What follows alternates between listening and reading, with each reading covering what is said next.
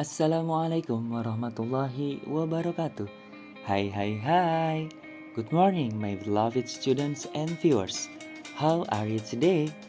Welcome back to my channel Ino Tea, channel yang menyajikan materi pembelajaran tentang teaching and learning of English language. Alright, have a nice watch guys.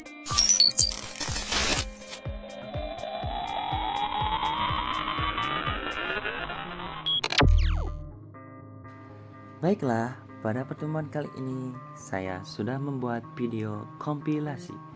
Video ini dikhususkan untuk kelas 10, kelas 11, dan kelas 12 SMA Bakti Negara. Baiklah teman-teman, silahkan simak videonya.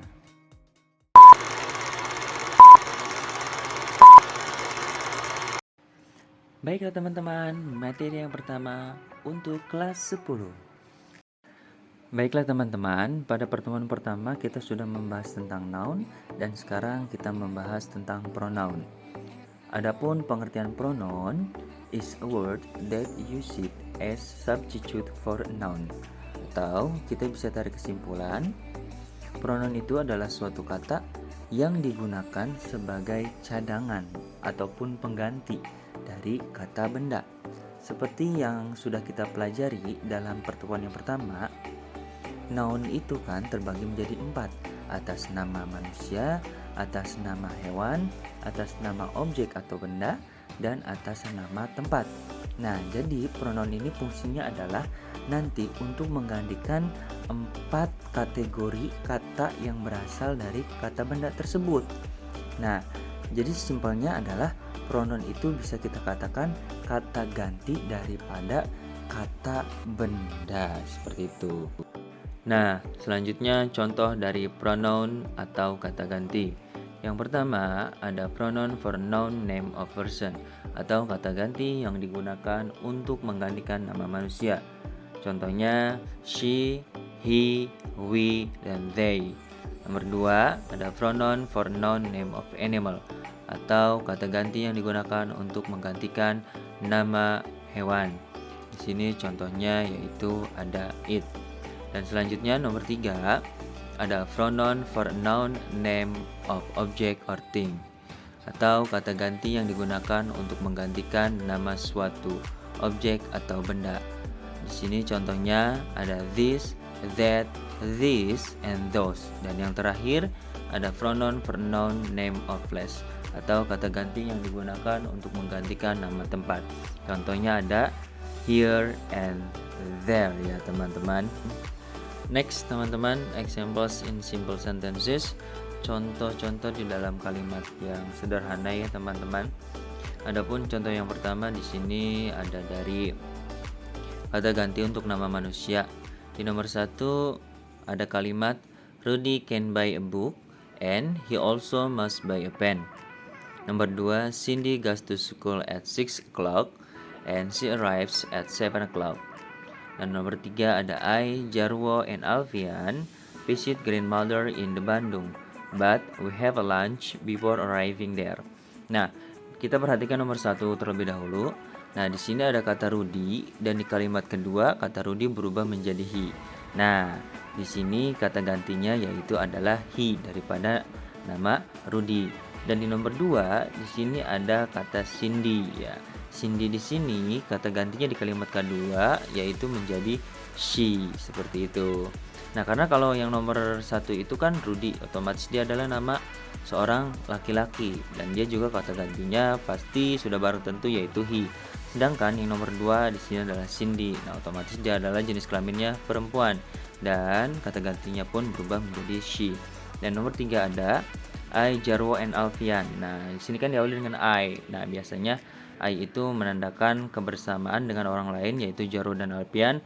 Otomatis kita di sini akan menemukan kata gantinya yaitu adalah we. Seperti itu teman-teman. Nah, itu yang disebut dengan kata ganti yang digunakan untuk nama manusia ya. So, next example ya teman-teman. Untuk contoh yang selanjutnya, nomor 2 ada kata ganti untuk nama hewan.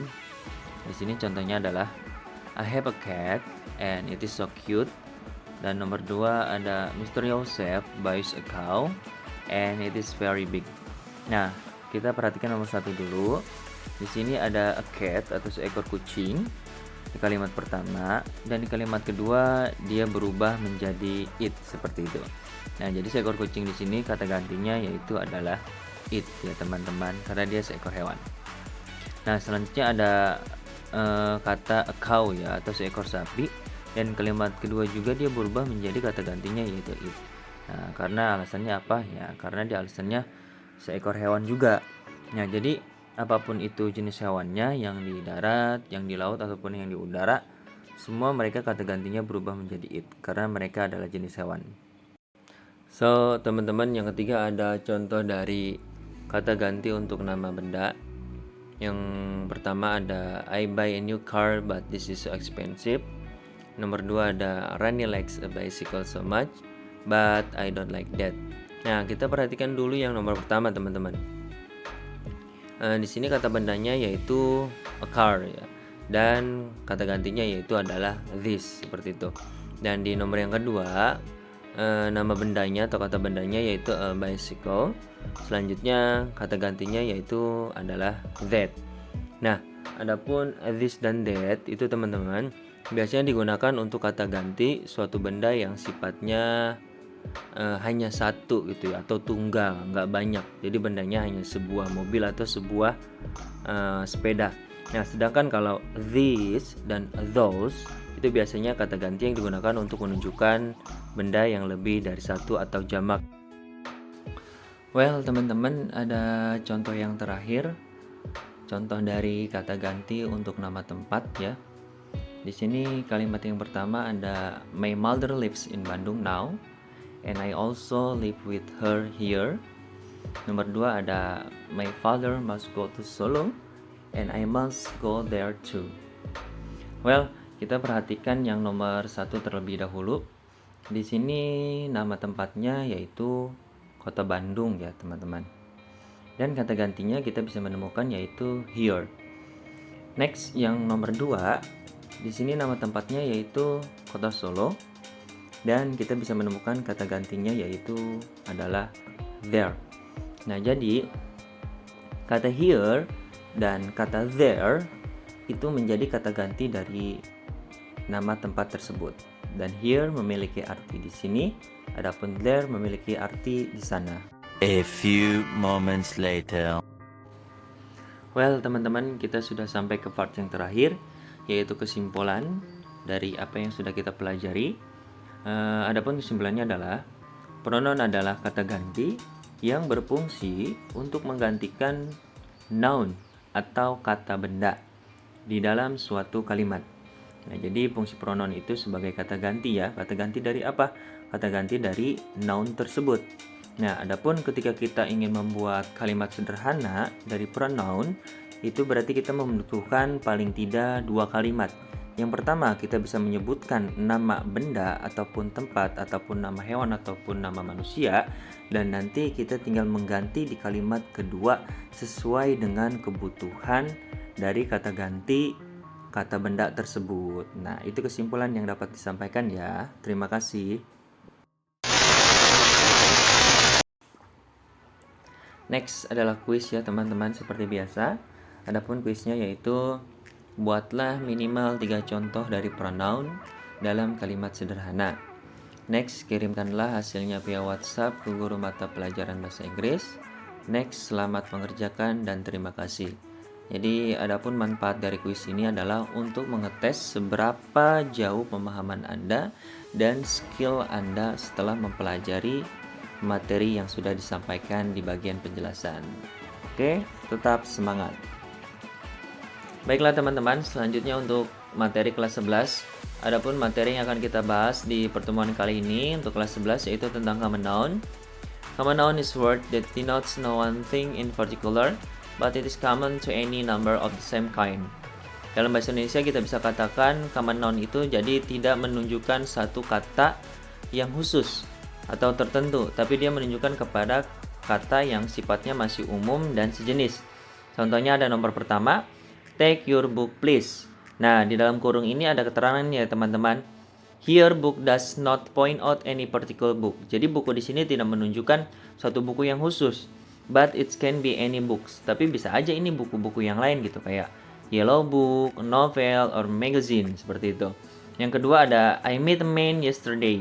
Here man, nah jadi kata man ini does not point out any particular man. Tidak menunjukkan satu orang yang khusus.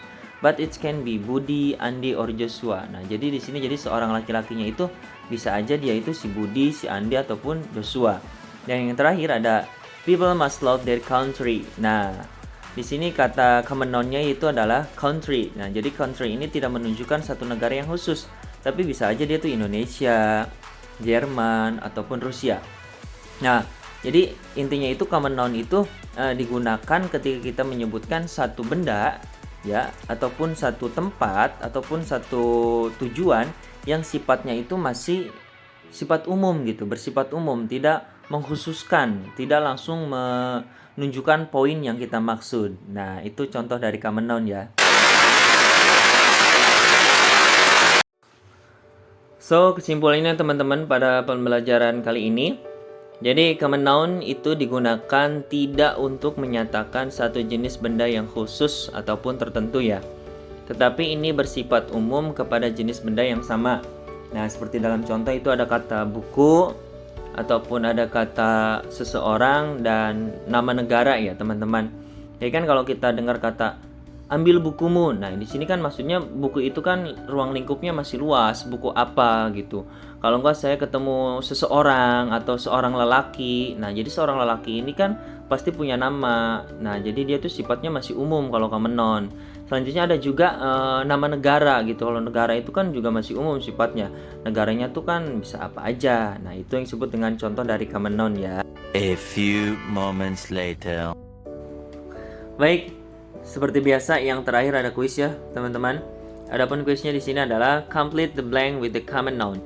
Jadi kalian harus mengisi nomor 1 sampai 5 itu dengan menggunakan common noun. Nah, di sini ada nomor 1 do not drive bla bla bla in hurry. Nomor 2 ada the wild animals live in bla bla bla. Yang 3 ada every parents love their bla bla bla, dan sampai 4 dan 5. Nah, jadi nanti tugas ini bermanfaat untuk mengetes pemahaman dan skill berbahasa Inggris kalian ataupun skill pemahaman dari materi yang sudah dijelaskan sebelumnya. Ya, selamat mengerjakan ya teman-teman dan tetap semangat. Baiklah teman-teman, selanjutnya ada materi untuk kelas 12. Adapun materi untuk kelas 12 pada pertemuan kali ini kita masih melanjutkan materi yang pertama, yaitu berbicara tentang gerund. Di sini yang kedua ada gerund as the object of verb, berfungsi sebagai objek daripada kata kerja ya. Adapun contohnya sebagai berikut. Silahkan disimak ya teman-teman. Contoh yang pertama, di sini ada kalimat I miss living with my mother in the Bandung. Yang kedua ada he stopped smoking now. Yang ketiga ada I regret telling him my secret. Nah, di sini kita menemukan kata living. Nah, living ini adalah gerund. Gerund sebagai objek daripada kata kerja. Kata kerjanya di sini adalah miss. Begitupun dengan nomor 2 yaitu ada smoking. Smoking juga menjadi gerund sebagai objek dari kata kerja yaitu stop. Selanjutnya ada telling, begitupun telling ya. Telling di sini berubah menjadi gerund sebagai objek dari kata kerja. Kata kerjanya di sini yaitu adalah regret. Nah, jadi living, smoking, dan telling mereka berubah fungsi menjadi gerund sebagai objek dari kata kerja.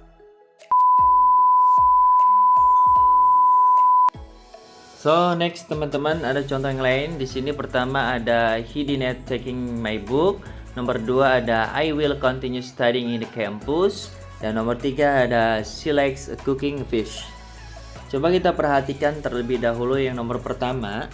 Di sini ada kata taking. Nah, taking adalah kata yang berubah fungsi ya. Dia yang tadinya kata kerja, tapi dia berubah fungsi menjadi gerund, yaitu gerund sebagai objek daripada kata kerja. Kata kerjanya yaitu adalah denied. Selanjutnya ada studying, begitupun dengan studying. Dia adalah kata kerja yang berubah fungsi menjadi gerund. gerund sebagai objek dari kata kerja yaitu continue. Begitupun halnya dengan nomor 3 yaitu ada kata cooking. Cooking juga berubah menjadi fungsinya itu menjadi objek. Objek dari apa? Objek dari kata kerja. Objeknya di sini adalah sebagai gerund yaitu cooking. Nah, jadi taking, studying sama cooking mereka adalah kata kerja yang berubah fungsi menjadi gerund sebagai objek. Gerund sebagai objek dari kata kerja. Oke teman-teman, kita sudah sampai kepada part yang terakhir yaitu kesimpulan dari apa yang sudah kita pelajari barusan ya. Jadi kesimpulan apa yang sudah kita pelajari tentang gerund as the object of verb yaitu digunakan ketika membuat kalimat yang berisikan dua kata kerja. Nah, ini kata kuncinya ya, berisikan dua kata kerja. Maksudnya adalah ketika kita menemukan dua kata kerja yang saling berdekatan, maka salah satunya kita akan rubah menjadi gerund sebagai objek daripada kata kerja. Nah, selanjutnya akan tetapi kata kerja yang kedua ditambahkan dengan ing. Nah, syaratnya itu berarti kata kerja keduanya harus ditambahkan dengan huruf ing seperti itu. Sehingga kata kerja kedua tersebut berubah fungsi menjadi sebuah objek. Nah, jadi kata kerja kedua tersebut itu yang ditambahkan ing dia berubah fungsi menjadi suatu objek. Baiklah, part yang paling membahagiakan teman-teman yaitu kuis. Adapun fungsi dari kuis ini sebagai mengetes seberapa jauh pemahaman kalian tentang materi yang sudah kita pelajari sebelumnya ya. Dan saya jelaskan di video ini. 1. Kalian harus buat contoh dari gerund sebagai objek dari kata kerja minimal 3 contoh. Selanjutnya kirimkan hasilnya via WhatsApp ke guru mata pelajaran bahasa Inggris. Dan yang terakhir, selamat mengerjakan dan terima kasih.